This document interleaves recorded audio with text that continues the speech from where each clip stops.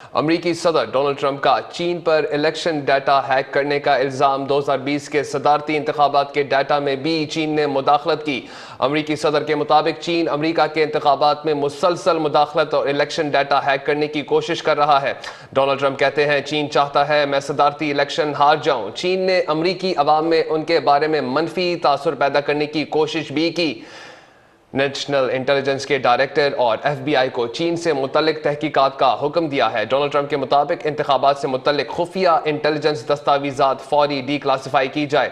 मेरी तकरीर नशर न करने वाले TV चैनल्स के लाइसेंस मनसूख किए जाने चाहिए, ऐसा कहना था डोनाल्ड ट्रंप का।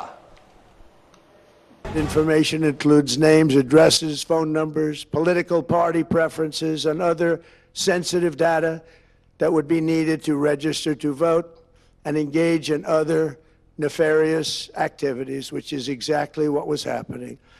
This data loss presents an unprecedented election security nightmare. The intelligence even shows that China has signed a data exploitation unit specifically to this new project. Think of that, tens of millions of voters' data in 18 states have been bought, stolen, or hacked by China. Yet those responsible for sounding the alarm instead kept the information secret and hidden.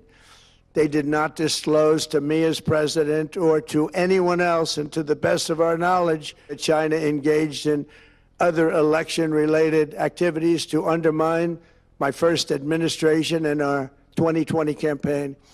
They did not want, and they just didn't want it. They fought like hell not to have it, Donald Trump, to win, and for good reason.